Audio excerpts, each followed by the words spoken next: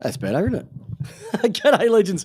G'day, superstars. Peps here. And I'm bringing you the round 12 lace out review of a massive, a huge, a pista resistance week of football. I'm going hand solo tonight. Doesn't really matter because I'm bringing everything when it comes to a massive round 12 of AFL football to each and every single person. Whether you're on the chat, we're listening to us directly on the podcast, thank you very much for joining us. I'm the host, Christopher Pepper, the 377-game superstar of the East Keilor Football Club and the host of Lace Out for the last 6 years. If you haven't done so before, just give us a shout out. Share us on the Twitter files, on the Facebooks, on the Twittergrams, etc. But also give us a like, give us a review on iTunes or Spotify if you can too, because the more people that get to know about us, the better it is for everybody. Like I said, I'm going hand solo tonight, but it doesn't mean that we're going to be lacking content.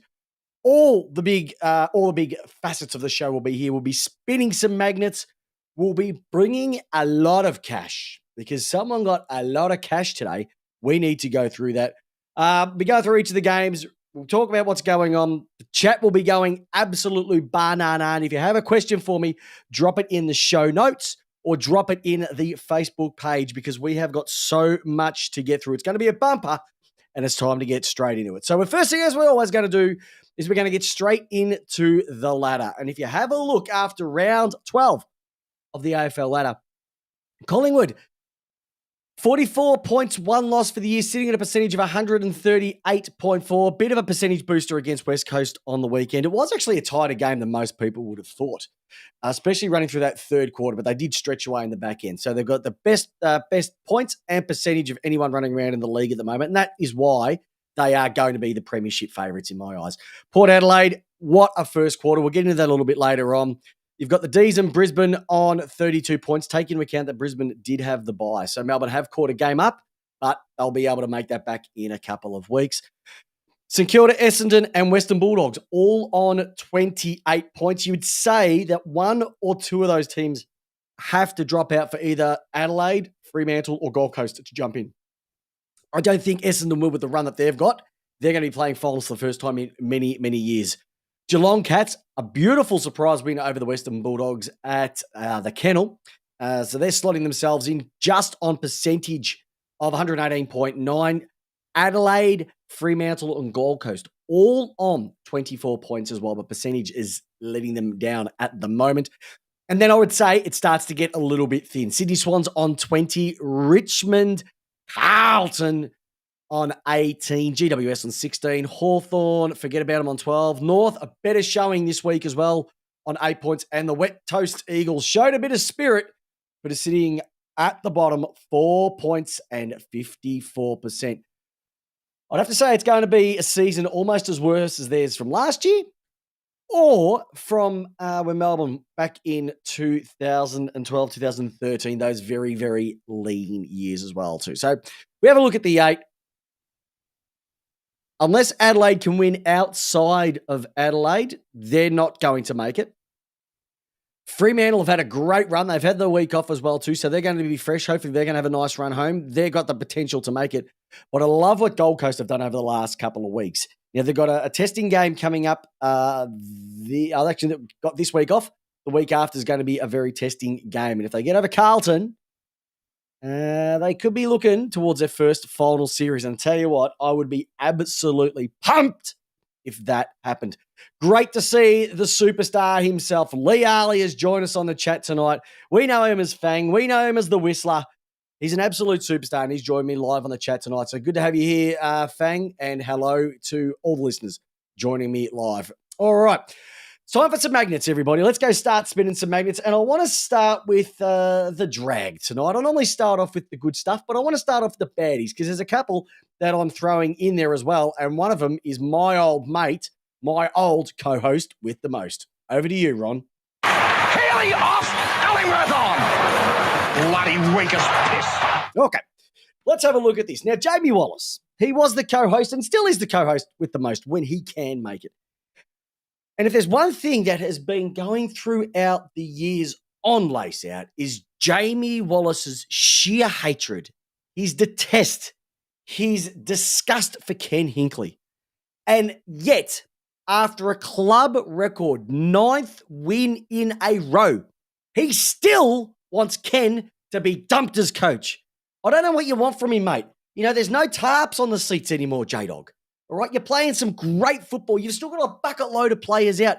Your club is flying, and you still want to chop the coach? Mate, that is disgraceful. Actually, I would even say it's out of bounds. I would say that is out of bounds. All right. The next one, the Hawks' first quarter. I haven't seen a first quarter played like that. I'd have to say until going back, since Melbourne got smashed by Geelong. That's how back in 2013 when we got absolutely pinged, the 186 game. That was the most electric first quarter and probably the first half of football I have seen for a bloody long time. They kicked 9 goals, 3 in the first quarter. They were 16-9, 105 at halftime. And then they took the foot off the gas. Hawthorn made it a lot more respectable in the second half. But geez, Port Adelaide, they were brutal. And if they bring that type of football to the remainder of the season and the finals, they are going to go a long way to winning the flag. The Hawks, it's another week in a row where they've only had 3 goals at halftime. A couple of weeks ago against the D's, they had 1. It's not good for Sam Mitchell's team when they get a bit of forward momentum and then they put up a performance like that. It is a young team, but I think that said more about Port Adelaide's brutality. But geez, Hawthorn were absolutely poor when what they served up over the weekend. And look, it is a drag, and I don't mean this in a bad way, but geez, my heart breaks for North. Beaten by the Interchange last week. This week against Essendon, they were up to their throats in taking that one out. And what happened? Beaten by the sub. So Massimo Andrezio, I can't pronounce it correctly, comes in off the sub bench, kicks the winning goal, and that is exactly what happened too. So too bad for North. They have been really, really good over the last couple of weeks. They've got some cracking kids. Phillips was awesome. Wardlow, my goodness gracious, like we thought the Cheezel was good. You think Davies-Uniacke wasn't playing. Simpkin gets injured as well too. They've still got a few out, but they have got a good core of young kids. And that forward line down there with Larkey and Zurhaar, they have got something special. But it's just a shame to see them go down just in 2 unfortunate ways in 2 weeks. So, fellas, unfortunately, you're getting dragged this week, but that means that we've also got someone to hand out some 3 votes. That's exactly right. All right, let's have a look at 3 votes. And what I'll get you to do, listeners, jump on the Facebook page, Lace Out AFL Podcast on Facebook, and just look for us and drop us in. Who are you dragging for round 12, or who are you giving the votes? Now, 440 is no longer the graveyard shift. It wasn't the time to go out to church or go out for an early dinner or go and see an early movie with the family. We have had some cracking games over the last couple of weeks at this particular time slot. And it's awesome to sit down with a pizza, a couple of beverages, alcoholic or non-alcoholic, I'll leave those ones up to you, and watch some cracking football. Essendon versus North. St Kilda have had some crackers this year. They had a belter against Collingwood. 440 used to be a time slot that nobody wanted to watch. As we've been moving through the season, that has become a really exciting time frame. And even more important, like it's been mentioned on a lot of the shows over the last couple of days, not having overlapping games on the Sunday makes it even better where you don't have to switch from one game to the next. All right. We spoke about how awesome Port Adelaide's first quarter was, but that was a team. But imagine as an individual, you went out and had 15 touches, 5 clearances, 2 goals. I'm talking about Zach Merritt, captain of the Essendon Football Club, the best quarter of football by any single person this year. Absolutely tore it apart. He set them up beautifully in that first quarter. I just said, Essendon, boys, jump on my back, and I'm going to take you to Glorytown. And he did. And if it wasn't for Massimo right at the end, I tell you what, it could have been a bit of an interesting one if Essendon have been gone down, because you'd think that they'd won a grand final after the win on the weekend. Facebook was going nuts. Twitter was going nuts. I'm tipping Tinder was also going nuts for a few players out there. But yeah, it was an absolute belter of a first quarter. So Zach Merritt, you're getting 3 votes this weekend. All right. Sorry, Andy Bridge. It was 16 touches. Apologies. Didn't add the GST. Let's throw in another one. Harry Mackay. Now, how good was it when Harry Mackay's family were going absolutely berserk after he kicked his first goal? He's been in the headlines for his shocking goal kicking. He slots one around the corner, his favourite kick. Family are going nuts. Mum is going berserk. Dad's cheering in the old woolen jumper. Now, can you imagine when Carlton actually win a game? What do you think that they could be doing? They might even start bonking in the stands. That's what I reckon could happen with Harry Mackay's family if they actually win a game. Because they were going absolutely berserk for when he kicked his goals. They actually win a game. I'll tell you what, it could be a bit of boom chicka wah wah in low double G. And last but not least, I have to throw this guy. Look, I hated my team playing this, and a lot of teams would have hated playing this guy over the years. And I'm talking about Luke Bruce. Kicked his 500th goal. He now becomes the 6th Hawks player to achieve this feat behind Dunstall, Matthews, Hudson, Michael Moncrief, Lance Franklin, and Jared Ruffhead. So it makes him the 7th to achieve that feat, which is something that not many people will be able to do, but it was absolutely an absolute barnstormer of a result. So I tip my hat, or in Jamie Wallace's case, his toupee, to you, Luke Bruce. Alrighty. Things are coming thick and fast on the chat. What do we got here? David Salt. I'm very upset with Carlton list, except for Adam Sard. Put the seconds in and see if they will do as they are told. No fault in Voss. Very interesting, David, that you're coming up with that. I reckon for every one of you, I'd have 9 that would say it's Voss's fault. Look, I watched them off on the Friday night. We'll get into a bit of a wrap with the games very, very shortly, Salty. But I'll honestly say that their disposal is poor, their effort is poor, their structure is poor. There is nothing about Carlton to like at the moment. They're not even using Adam Sard. He's got an absolute blistering pace off halfback, and they've refused to use him for whatever. If you remember the first couple of games of the year, there was some blistering speed through the middle. They were moving the ball on quickly, precision kicking, etc. That's just gone completely out the window. And their forwards, if Curnow doesn't kick goals, Mackay doesn't kick goals, Carlton can't score. And once again, it happened on the weekend, only scoring 6 goals. And with Mackay kicking 3 of those, they are in a bucket load of trouble. Charlie Keegan's gone with Flaggenden. You only beat North. And they were 2 players down, 2 gun players in Simpkin and Greenwood. So Andy Bridges throwing that if those 2 had not gone down, the Bombers would have lost the game. Charlie Keegan saying it's Flagden. Why don't we just keep a bit of a lid on it, boys, and just keep it in the middle? Just say, make finals, win a final. That would be a successful year as well too. All right. I want to go and have a look at Journey to the Draft. Now, our boy, Jacob Grant. Have I got some news for you, trendsetters? We know that we've been following Jacob Grant throughout the year. Had a bit of a quiet one a couple of weeks ago. And we always say, look, it's always not the one that you have. It's the one that's coming up. And let me just put this into perspective. He was in action on Saturday for the Dandenong Stingrays. And you know what? Our boy was BOG. 30-point winners over the Bendigo Pioneers. He had 2 goals, but apparently he had something like 34 leads in the game as well too. That's how much he was working himself into the contest, and it went absolutely nutso. So I couldn't ask for much more. Like, you got to be excited by the young boy. Fingers crossed, and we're all hoping that he played the trial game for Vic Country a couple of weeks ago, and we are hoping deep down that he will be playing for the Vic Country in the national titles very, very soon. So a great week. He's got his week off this week due to the King's birthday weekend. That's all right. We'll be coming back in the round after, but he might also be playing for Vic Country as well too. So cracking result for the young boy, and I can see all the comments coming in. Absolutely starting. So Essendon had 1 starting midfielder. No, you didn't. You had 4.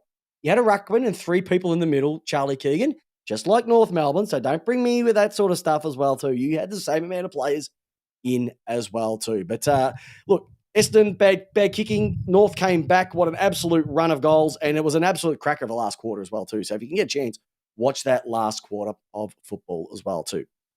All right.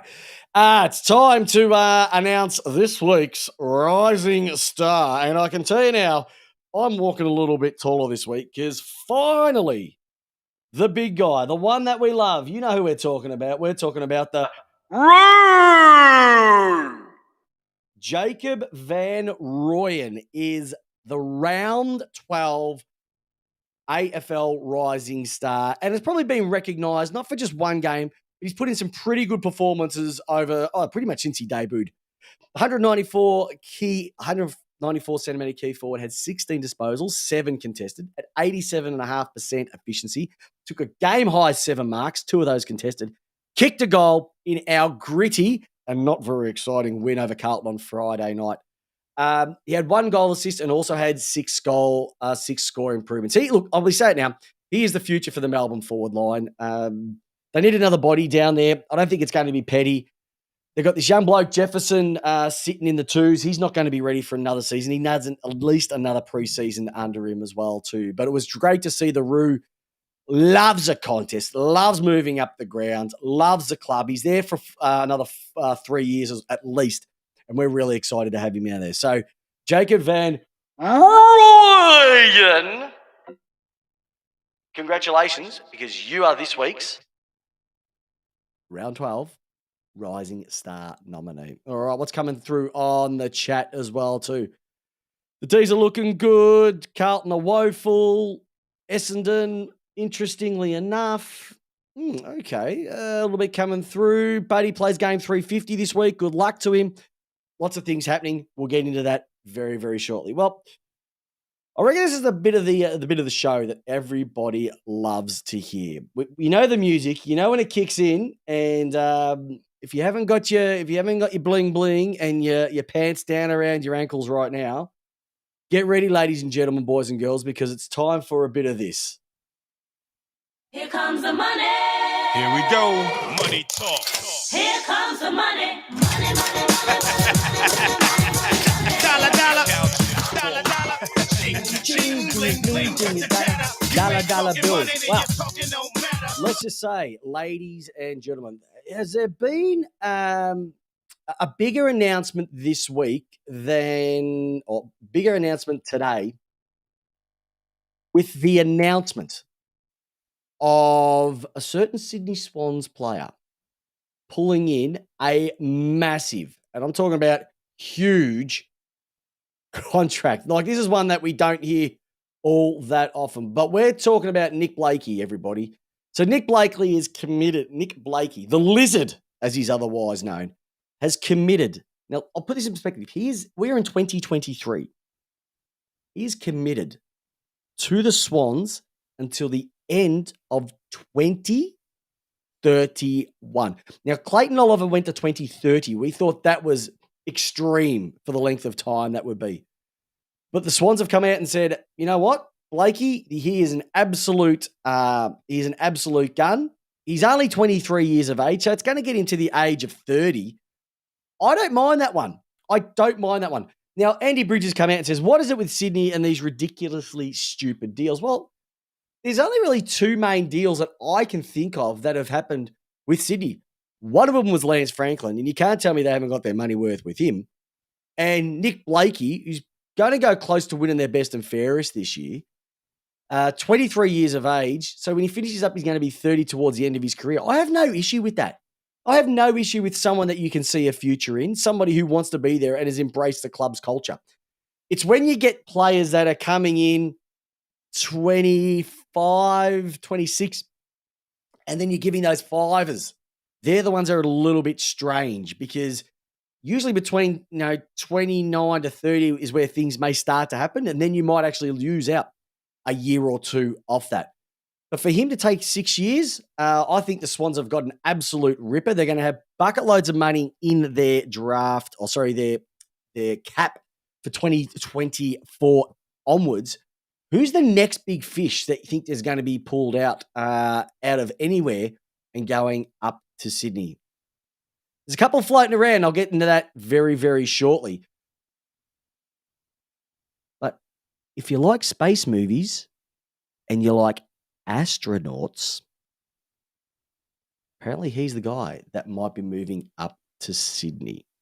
Exactly. All right. Andy Bridge said Sydney lost 2 years with Buddy, all the nose beers. Maybe with injury. Yeah, there was a couple, but he's been really reliable over the last couple. So, yeah, I do agree with you with that. But think about what they got in the first few years as well, too. Dusty might be going up to Sydney. I don't know. Would you take him for a year or two? How many years are left in Dusty altogether, do you think, listeners? I reckon there's maybe this year or next. I can't see it being much more than that. I just think his age. He's been playing okay footy this year. Hasn't been setting it alight. You know, as a stay-home forward down in Sydney, yeah, maybe not. All right.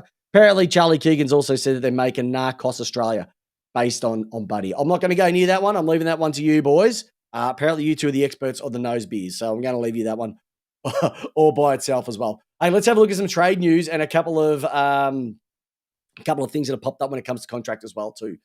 So Mason Redmond, once again, bit of movement coming from Adelaide. Looking at him, they're throwing him some pretty big cash to move him.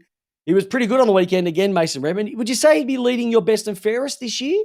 Or would you say it's Zach Merritt? Essendon players, Essendon supporters, love to hear yours on that. Apparently up to 8 clubs have inquired about Aaron Norton. Hope not as a forward because he can't kick straight. As a backman, absolutely delicious. I just wonder with the way that the Bulldogs play with their forward makeup, very similar to Melbourne's where it's more kick it deep rather than come towards the ball. Norton pretty much needs to have it open to himself, I reckon. So that's going to be an interesting one as well because West Coast will have a bit of money to throw around and they've got their eye on it. And especially if there wants to be a trade for Harley Reid, would you do West Coast for number 1 for Norton? He's only young. You never know. That might be one. Ash Johnson, apparently he's got a lot of interest. Some people like him, some people don't. Interesting way of that one. I'm not too sure. Jack Billings from the Saints just can't get a game at the Saints, so he might be moving on. But as Jamie the J-Dog said last week, he's not too keen on him jumping onto any list. I'd hate for this one. I mentioned James Jordan last week. A number of clubs sorting out him. Why he can't get a game, I can't understand. He should actually get one this week with Harms not being in. But if he can't get into the team, I'd love to hear an explanation why. Because every single time he's turned up, he's done what he's needed to and nothing more than that as well too. All right. Paddy Dow played his first game for the Blues this year. He still hasn't been locked up. Sam Flanders is on the radar as well too, and a couple of others as well. But the main one coming out of that, obviously, is Redmond, Norton, Ash Johnson, Billings. But the big one was the signing of Nick Blakey for 2024 to 2031. Huge, massive, like looking in a mirror. Hey, Charlie Keegan, Bevo hasn't quoted enough marks this year to seize the means of production. Interesting. Love the Essendon supporters saying that the Red Dog is going nowhere. Well, you know what? If you were doing a job for, I don't know, 500 grand and someone offered you 800,000, would you go? Until you've been put into that situation, it's going to be very, very difficult to say yes or no. I reckon someone with Adelaide Crows, we're going to be offering that. I would take it because I reckon that the Crows, the way that they're set up at the moment, they need a nice backman. He'd fit in nicely there because their forward line is mint. And I think they've got a bigger future than the Essendon Football Club. He might have the cap space. Does he want to be there? Don't know. Don't have the answer. That's why I'm not in drafting. But here comes the money for this week. All right. Let's go ahead and it's time to go around the grounds with the scoreboard. All right, scoreboard. Let's have a look at the games from the weekend. The chat is absolutely flying. Millicent is not going anywhere closer to Adelaide than it is to Melbourne, but the Bombers have 3 million in cap space as well. Okay, you got 3 million in cap space. Good. Just if people want to go there. Okay. Yeah, what they say, you have the buy the worst looking house on the best looking street. Don't buy the best looking house on the worst street. Interesting. Something in that for all of us. All right. Let's go around to the grounds. All right, Friday night, Melbourne versus Carlton. I'm not going to spend too much time on this because it was an absolute snore fest. I think I had 8 cans of vodka lemon squash. 330ml cans, so they weren't full ones. But this is how boring the game was. I had one, I had 2, and I just had to get my way through it. Petrarca took the living piss out of everyone. Salem got into a bit more form.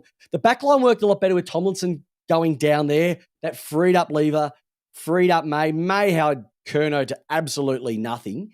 And they were just better. It was just their finishing once again. That should have been at least a 5 or 6 goal win at a minimum. But unfortunately, bad kicking led to that as well too. So Carlton can't score. They can't move the ball. They were smashed from pillar to post. If you have a look just at some of the statistics going across as well too, like from a disposals perspective, they were beaten by 50. They did have a better disposal efficiency. There was 300 more metres gained for the Ds, 20 more inside 50s to the Ds, 9 more clearances, more contested marks, more shots on goal. They just outplayed them. And you're right, Charlie Keegan. Carlton should not play another game on Friday night. I know we can smell what the Blues are cooking, but whenever that's going to turn up, I've got no idea. But yeah, Petrarca got the 10 votes. Jake Lever was sensational running around off half-back as well too. Harry Mackay kicked his 3, kicked half their score, which is great for him. But Melbourne were just too strong across the board. You know, the highest rated players for the night were Petrarca, Akers, De Koning, Van Rooyen, Lever, and Chera and Mackay as well too. So Melbourne did what they had to do. They've got a massive test coming up this King's birthday against Collingwood. Their defence is looking pretty good at the moment too. So it's going to be premierships are won on defence, and they're going all right at the moment. They're not setting a light from a forwards perspective, but the defensive side of the game had a bit more hunger in it than I've seen for quite a number of weeks. So it was great to see. And like I said, they took out the win on the weekend. All right, ladies and gentlemen, if you had a chance to watch any of this game, even if it was the first half on the weekend, it was a demolition at its finest. When we're talking about the Port Adelaide Power taking on Hawthorn, it was an absolute smashing. At one stage, you couldn't refresh the phone fast enough for the goals to be kicking in because that's how awesome they were playing. They were moving. It was so there were brown and gold witches hats. That's how bad it was. And once again, if you have a look at the player ratings from the day as well, too, we're talking about Junior Rioli kicking his 4 goals. Like, he's had a bit of a nightmare this year when it's come to injury and a few other bits and pieces. It was like absolutely sensational. Dan Houston, Todd Marshall was back again. Rioli kicks 4, Houston kicks 2, Marshall kicks 5. So what? We've got 11 right there. And it still was just a scratch on what they kicked on the weekend as well too. Jeremy Finlayson, he's had a bit of a nice patch of form over the last couple of weeks. He's probably, outside of Rosie and Butters, he's probably been their most consistent. And considering he's a bit of a swingman where he goes in the middle, goes down forward as well too, he's been sensational. And all the external factors as well too. Interestingly enough to see how that's gone. Hawthorn were just poor. No Sicily there. Apparently Sam Frost has had something like 70 goals kicked on him this year. That's what they're saying. So he's just a liability being down there. You know, Amon tried, Warple tried, Will Day tried. Mitch Lewis kicked his 3, but there wasn't really much to write home about from a Hawthorn perspective. But if you ever look at the stats, like just a couple of stats that stood out to me was from a disposals perspective, there's only 50 disposals difference. And actually, Port Adelaide had less than Hawthorn. But they had almost 20 more inside 50s. They had 18 more marks. They had 9 more shots at goal. So Hawthorn did claw it back in the second half, but the queue was in the rack by then. Well, the game was over. And for Jamie Wallace to say, you know what, Port Adelaide, don't sign up Ken Hinkley, he's absolutely dreaming. That's an Out of bounds. type of comment, and it would leave everybody with a little bit of emotional, damn it. all right. So it's just nuts to sort of see what's going on there as well too. So I think Port Adelaide, 9 in a row, sitting second on the ladder right now. They need to be eyeing off 2 home finals because I can't see them winning the flag outside of at least a prelim at the Adelaide Oval. We know last time that happened, they got smashed by the Doggies. They can't have that happen again at all. So Port Adelaide ticking along nicely. Hawthorn, they are where they are. And if you had a look at whose performance was better, definitely North Melbourne on the weekend. And I'd even say West Coast, even though they got pumped by Collingwood, that scoreline didn't really represent what happened at Optus Stadium on Saturday as well too. But Collingwood won that by 63 points. It was 57 to 120. I don't have to talk about this bloke because we've spoken about him that much over the year. It's out of control. This Nick Dacos bloke. Like he's had, I just want to roll this one out to you. He's had 30 disposals at a 70% disposal efficiency, 626 metres gained. He's also had 5 shots at goal. He's kicked 3, throw in 9 score involvements as well too. Racked up 7 coaches' votes as well too. So he was absolutely electric. The best rated players on the ground for this one was Mychek, Dom Sheed, Ash Johnson, Taylor Adams, who just, he's not as explosive as he was a couple of years ago, but he's become that link man now. He's really, really good in the delivery inside 50 because Tom Mitchell's come in, taking a bit of pressure off him as well too. Oscar Allen and Darcy Cameron as well too. Oscar Allen is being wasted at West Coast. Considering he's, I think, top 3 in the Coleman, top 3 or 4 in the Coleman, and he's playing at West Coast, says a lot for what he's bringing out every single week. He kicked another 3 goals on the weekend. Brody Mychek, like, is he the most underrated player in the league? Like, he was on their rookie list for many, many years, got overlooked by many, many drafts. Does he ever play a game where he doesn't get noticed? Listeners, what do you reckon? Would you, if you could have Brody Mychek in your team, would you? Because I know I would. At the moment, I'd love to have him because I know that I'm going to be guaranteed minimum of 2, potentially 3 goals a week because that's what he does. He's just ever reliable. But Ash Johnson having a great season as well too. He only had 9 disposals, but he kicked 3 goals. His disposals efficiency went at 100%. You really can't ask for much more from that. So, but West Coast, give them credit. Throughout that third quarter where they had a run of goals, it did tighten the game up, and there was a bit of a question asked. Do you reckon that they could do it? And they weren't able to. They weren't able to sustain it, and Collingwood ran away at the end. But it's probably the best performance by West Coast for the year. In the last couple of weeks, they haven't been playing the worst football in the league. They've actually been all right, even though they've been getting smashed.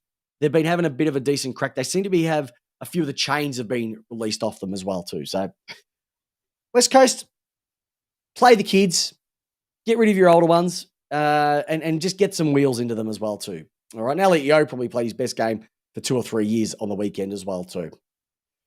All right, this is a game that I didn't pick. I don't know if many people picked this one, but what do you reckon?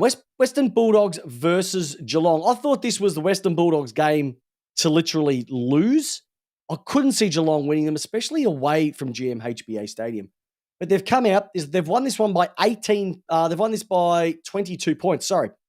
Against a Western Bulldogs team. And what?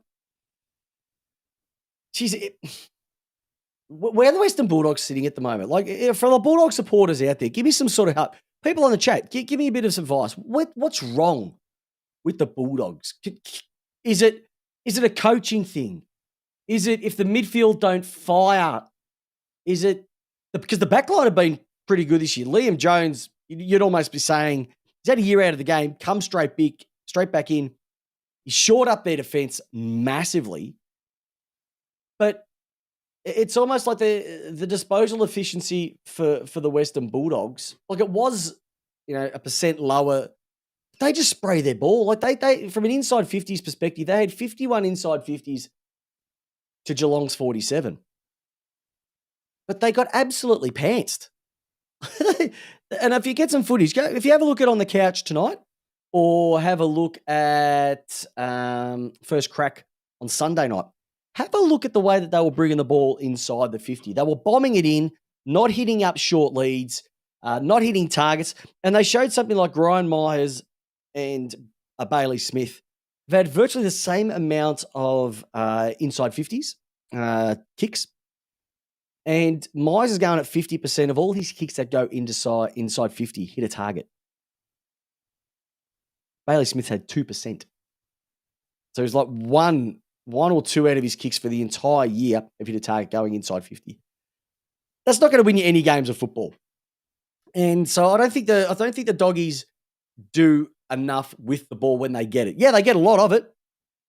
And the usual names, Treloar, Libba, Caleb Daniel get a hell of a lot of the ball. The Bont, McRae get a lot of it, but they're not damaging with it like other teams are.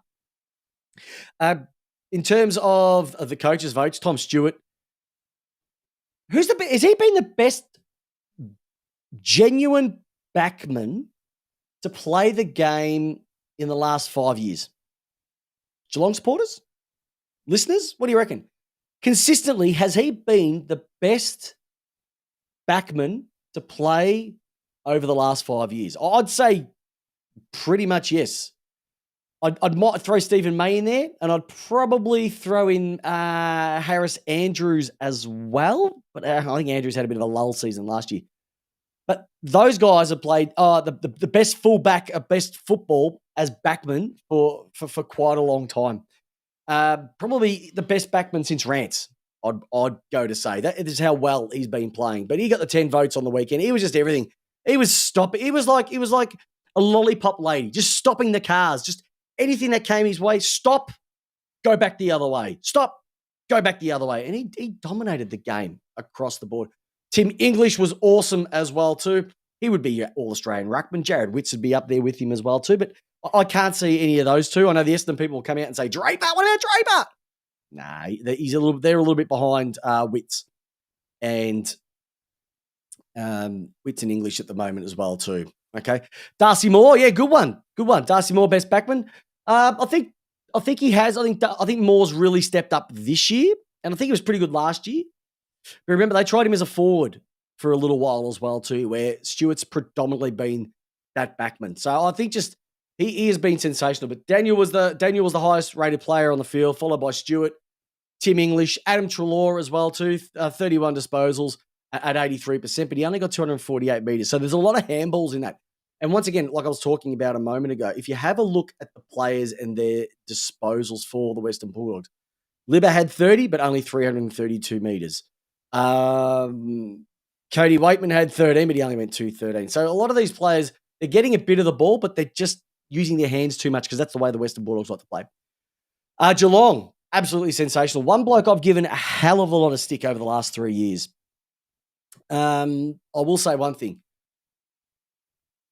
Gary Rowan makes Geelong a better team. Now, it's not often that I would say that, but when he gets those afterburners on, good luck catching him. And I think he played his best game for Geelong this year on the weekend as well too. He kicked 2. He only had 8 disposals, but it was just one of those when the game needed to be burst open, he did it twice. So that's just what they are because Cameron hasn't been himself. Hawkins hasn't been himself, but Brad Close brings the game. Brian Myers, who we spoke about a little bit earlier on, is probably going better than ever. And he also got a contract extension last week as well too. Tom Atkins doing what he needs to do. Blitzarv's doing his as well. So they've got a lot of great players, and they just outworked and were more efficient going into the 50 than the Bulldogs as well. So it was interesting to sort of see. I thought the Doggies would take it out quite easily, but just goes to show, it doesn't matter how good your midfield is. If you can't hit targets inside 50 and hit up leading targets, you're not going to win many games. And it was a completely polar opposites. Geelong hit their targets. Bulldogs didn't. Geelong wins. All right. Belter of a game. I picked this one. I did say Gold Coast would beat Adelaide up there at TIO Stadium. Now, the question I have to ask all the listeners listening to this right now, it was a 25-point win to the beautiful Gold Coast Suns. Are the Gold Coast Suns, as you look at them now, the real deal when it comes to the Gold Coast Suns? Okay, now hear me out when I say this. They look tougher. They're running games out. Their midfield is just humming. You've got Jack Lukosius just kicking another 5, so he's kicked 10 in 2 weeks. You got Noah Anderson running through the middle. Obviously, Matt Rowell is just, God, I love him. He eats grass. He's a redhead. He's just a footballer. I haven't seen anyone burst out of packs like him. Well, he reminds me of Diesel Williams a lot, but just with a little bit more explosive pace. I just love what he brings. Ben King, once again, had his 4 shots. He kicks 3. Swallow in that midfield again. Joel Jeffrey, best game he's probably played for a while. Bailey Humphrey, tell you what, he's going to go close to winning the Rising Star. You got Ballard as well too. They've just got a nice group, a nice core. Now, Andy Bridge is saying that they need a new coach. Will improve exponentially with a decent coach. All right. But who are you going to take as that coach? So it would have to be somebody who's guaranteed to make a change. All right. So let's go through some coaches. All right. So who's out there? Well, at the moment, Hinkley's still at Port Adelaide. And there's no guarantee that he's going to stay, but there's no guarantee he's going to go. So would he make a massive difference to them? I don't know. I don't know. You've also got Damien Hardwick as well.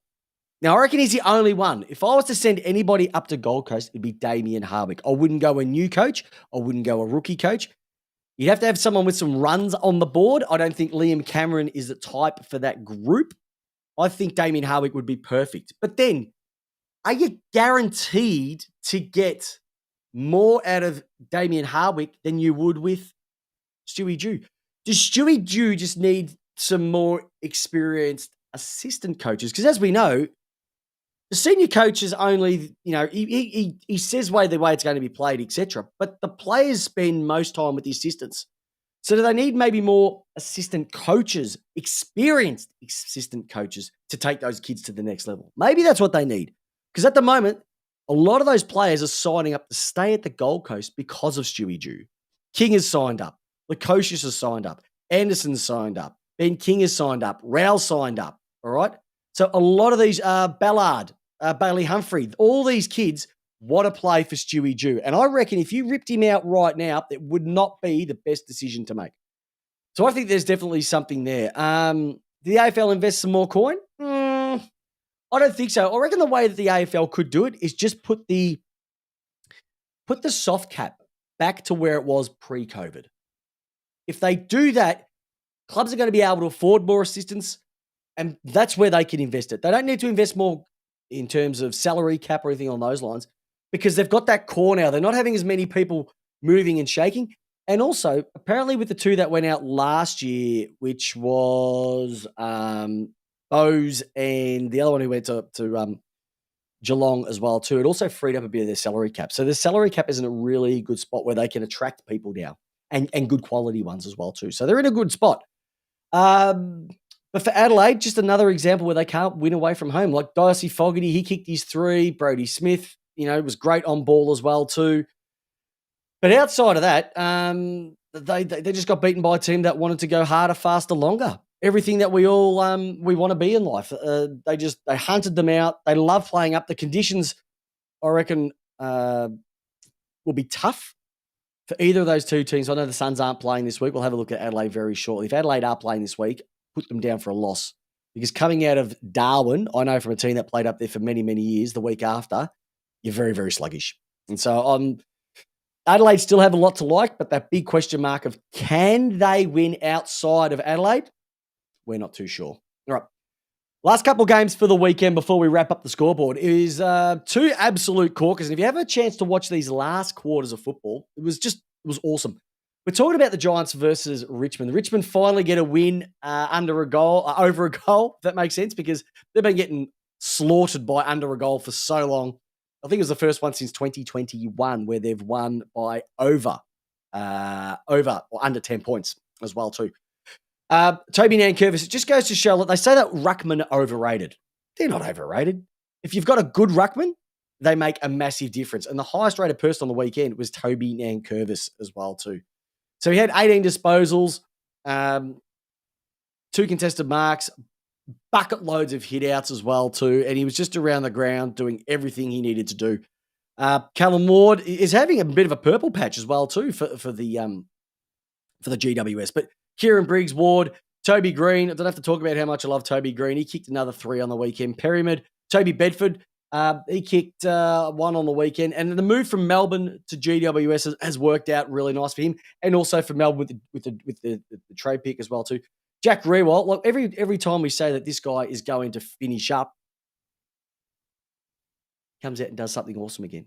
So isn't it awesome to see that just when you think someone has finished, he comes out and kicks another 5 goals. And it was back to the Jack that we knew, where he was moving up the ground, picked up 7 coaches' votes as well too. So he did something perfect there. Noah Bolter picked up 5. So his rebound coming out of fullback was sensational as well too. But GWS, I know it was another loss, but they are doing some pretty good things under Adam Kingsley. And like I said, they've only had 1 game so far this year where they've won or lost by more than 24 points. So they are humming along okay at the moment. And if you think about what Collingwood did in 2022, that's the potential for GWS in 2023, where those losses slot into wins and smiles and moving up the ladder as well too. But Richmond just have a bit of a sniff. It was a cracking, like I said, cracking last quarter. Richmond, 2 minutes to go, kicked 2 goals. Pickett's last one with the slot on the left-hand side. Sublime. I didn't realize he was that skilled. I didn't realize that's what he could bring. And he's actually surprised me a little bit as well too, because I know there was a lot of hype about him. We know he played at that grand final, etc. Got to see him a little bit more this year. And every week he is delivering. So he's not just being ins and outs. He's actually delivering a lot more as well too. So I think both these teams can hold their heads up high. I know GWS will be shattered with the loss, especially how it went down. But for Richmond, just gives them a little bit of a sniff. I still think they're a little bit too far back, but stranger things have happened. And we're talking about stranger things that have happened. Stranger things happened on the Sunday night, the graveyard shift, as I spoke about. How good was the North Melbourne versus Essendon game to wrap out the week? Like I said, Zach Merritt, boom, absolutely sensational. I told you, 16 possessions in that first quarter. 34 disposals, close to 600 metres gained, 8 clearances, 11 marks, kicked 2. Literally BOG. Had to share it with Jordan Ridley as well too, from a coach's votes perspective as well too. So he was absolutely sensational down there. Draper kept doing his thing. But it was some of these names for North that I want to highlight. So Zurhaar, like he's been up and down over the last few weeks, but he's come out and kicked 4. Now, I know Larky's been main goal kicker this year. That's a great result for Zurhaar because he's been a bit flaky for the last few weeks. To come out in a game like that, absolutely sensational. He had 12 disposals, went at 83% and had 4 goals. Only had 5 shots as well, so that's massively accurate. Will Phillips, like we mentioned ago, had his best game for the club. Ben Mackay, see, it just goes to show you get a good backman back, it just frees everybody else up as well too. So I know people say, a backman isn't where it is, or one midfielder is where it is, but it's not about that. It's the entire structure that a single person can bring back in. Adam Tomlinson for the Ds, he came back in. Now, he's not a massive centre-half back, but what that allowed May to be able to pick up who he needed to. Allowed Lever to be able to peel off because he wasn't as responsible. So it's the many parts are the many rather than the individuals as well too. So awesome to see. Salty, see you next week, big boy. Andy Bridge, see you next week as well too. Lukey McDonald, Taron Thomas played his first game for the year as well too. He had 17 disposals. But yeah, it was a cracking game. And just watch it because North were down by 35 at one stage and were able to sneak back and get back in front. And then, that was the Gold Coast game. They were down by 35, got back up, 55-point turnaround to win that one. North should have won it. The Cheese will try to check side out. Probably should have got a drop punt. I know hindsight's 2020, but it would have been a perfect way for them to win. And a game that nobody would have seen them to take out. But Essendon stuck to their guns. Massimo D'Ambrosio kicks the sealer at the end. And it was, like I said, it was one of those games that it was awesome. It was awesome to watch. And if you look across the stats across the board, it was virtually the same. Kicks, disposals-wise, there was only a 13 difference. Disposal efficiency, 3% difference. Meters gained was only 200 meters. When you're talking about 5,000 each team, that's hardly, it's 2% difference between the rest. Inside 50s, there was only 9 difference. Essendon just worked through North Melbourne zone a little bit better with their 19 marks. 2 shots different, 1 goal difference. It was just a belter of a game, even from the tackles perspective, one. So it was a really even game. And when it comes down to one goal, like North can hold their heads up pretty high. I know they would want it to win that. But Essendon, they really got out of a difficult situation there as well too. Perkins had an all right game as well too. Darcy Tucker, Liam Shields went on to merit, held him down a little bit. But yeah, it was a great result across the board. And there is the scoreboard for round 12. All right. Let's have a look at 1 week at a time. Let's finish this next round off of football. We're heading into round 13. It is going to be another round of football where, unfortunately, we're going to be affected by the bye weekend. So we're going to be a limited number of games. It all kicks off on Friday. Sydney Swans versus St Kilda, 7:10 p.m. That'll be a good one. Can Sydney come back? Will St Kilda be able to get back on the winning board? They had the bye. They need this one to keep not just a top 4, but also a finals position. You'd almost say game of the round will be the Western Bulldogs Port Adelaide, Marvel Stadium. So a Port going to travel well, interestingly enough. Western Bulldogs need to win to stay in the hunt. Port need to win these games to keep their top 4 aspirations as well too. Hawthorn versus Brisbane at the MCG. Don't forget about that. If the Hawthorn of last week turn up, Brisbane could turn that one into a massive percentage booster. Adelaide versus West Coast, that'll be all over. Adelaide by 15 goals. Fremantle versus Richmond.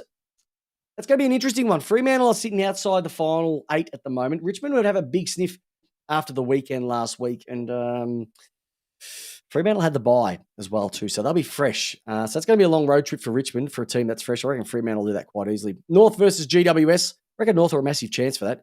Carlton versus Essendon. Could you imagine if Carlton win this one? Essendon will be melting down. Scarves will be burnt. Napier Street will be on fire. Windy Hill will be blown over in bad news. And we know it all is the fight for the Big Freeze 9, the King's birthday game, the traditional Big Freeze game. It is the game of the weekend.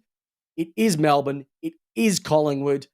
You'd have to say Collingwood definitely going into this one favourites. But if Melbourne can get the defensive game going, anything can happen. Also with DeGoey not playing, also with Sidebottom not playing, throws that structure out a little bit. So it's going to be an absolutely corker of a weekend. I can't wait to see that game. But I reckon there's a few there that might surprise a few of us. But what doesn't surprise you is that's your round 12 review, lace out style. Thanks everyone for joining. And remember, give us a like, give us a review. Tipped out, we'll be back this week. I think I got 5 out of the 7. Couple of teams let me down. Not looking at you, Western Bulldogs. But more importantly, we'll be back next week. Queen's birthday. Now, we don't know if it's going to be the Monday or we're going to be the Tuesday. Just depends what time I get back from the game because I will be there with the Turbo Princess Maya. But more importantly, good luck to your team. Good luck for the weekend. Hopefully you enjoyed this episode of Lace Out. And more importantly, I'm Chris Pepper and it's Lace Out and it's how I want my footy. Have a great weekend, listeners.